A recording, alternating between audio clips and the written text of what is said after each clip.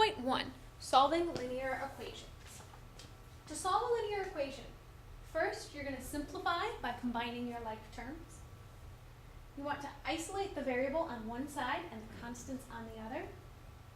And then you're going to divide to find the value of the variable. Remember, there's two situations that are going to be a little special. In the first one, when you solve an equation and you get something different on each side, such as 2 equals 4, there's no solution to the problem, and you should just write no solution. When the result is the same expression or number on each side of the equation, such as x equals x, it means that all real numbers are solutions, and you should write all real numbers. So let's do a couple examples. So for the first one, solve 4x plus 4x minus 3 equals 6x plus 9. So again, the first thing you want to do is combine your like terms. So hopefully you noticed that your like terms are going to be 4x and 4x.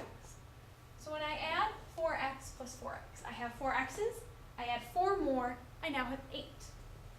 So I have 8x minus 3 equals 6x plus 9.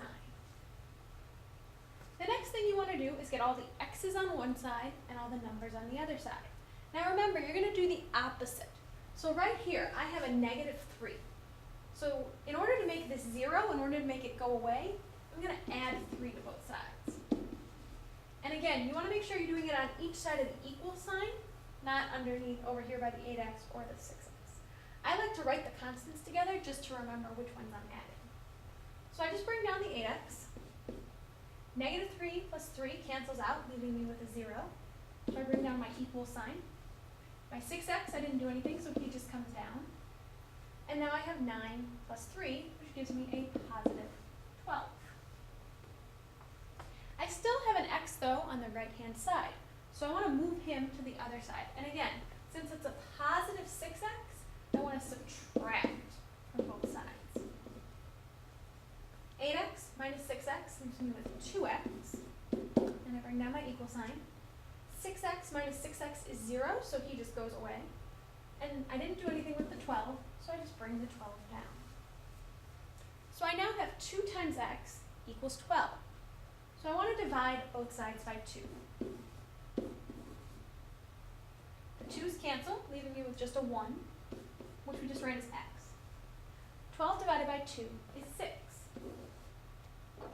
Now, because we're now in geometry and we want to be extra careful with our answers, the last thing we're going to want to do is take our answer and plug it back in to make sure it works. So we're going to take 6 and plug it back in to see that it works. So I have 4 times 6 plus 4 times 6 minus 3, and I want to see if that equals 6 times 6 plus 9. Put that down so you can see a little better. 4 times 6 gives me 24. 4 times 6 is still 24. Minus 3. 6 times 6 is 36. And again, we're just going in order of operations, so we do our parentheses first. 24 plus 24 is 48. Minus 3 is going to give me 45. 36 plus 9 is also 45, so it works.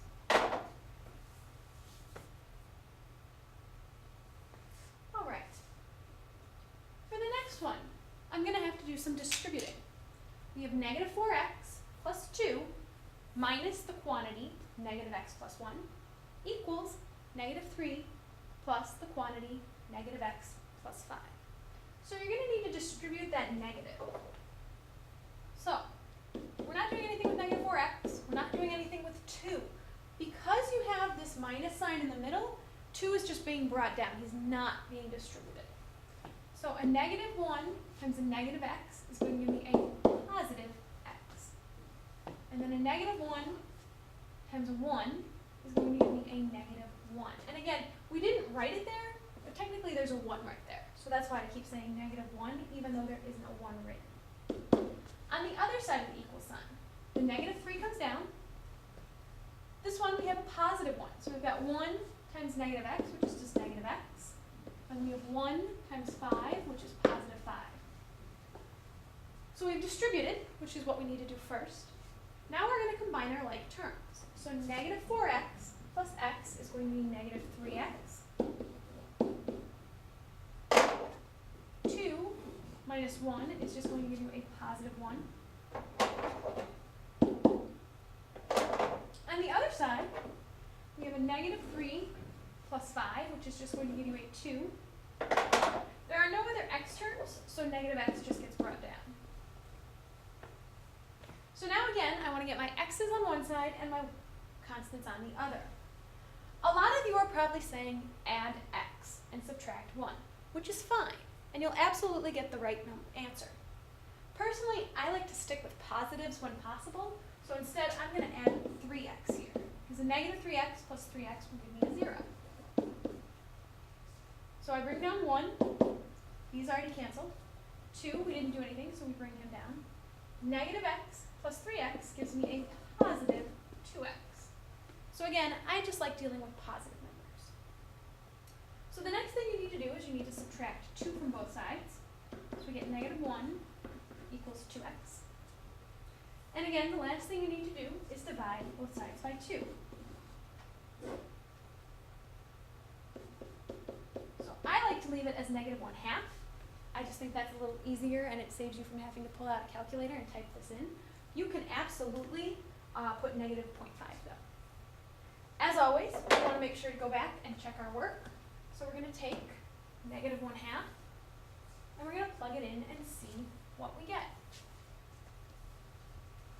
And I'm going to do that over here on the left so we can see. So we have negative 4 times negative 1/2 plus 2 minus the opposite of negative 1/2 plus 1.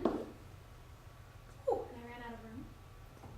And that's going to be equal to negative 3 plus the parenthesis quantity, negative 1/2 plus 5. And I'm going to move this down so I have a little more room.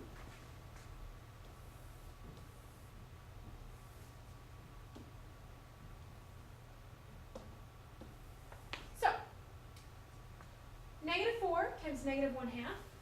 The negatives cancel, so I'm going to have a positive, and then half of 4 is 2. Over here with my parentheses, the opposite of negative 1/2 is going to be positive 1/2, and then 1/2 plus 1 is going to give me 1.5, so I'm subtracting 1.5. On the other side, we're just going to bring the negative 3 down for now. The opposite of negative 1/2 is positive 1/2, since 2 negatives cancel out. So I have 1/2 plus 5, which is just 5/2. So I have 2 plus 2, which is 4. When you subtract 1, that's 3, and I subtract another half, that's going to be 2.5. And then over here, negative 3 plus 5 is 2, and I have another half. So again, my answers check out. I get the same thing for both sides, so this is my right answer. On the checkpoint worksheets, you don't have to show that you checked your answers. You can just go ahead and plug those back in and put a check mark next to X. If you have any questions, you're welcome to email me at mbrener@d131.org, or you can leave some comments. Have a good day.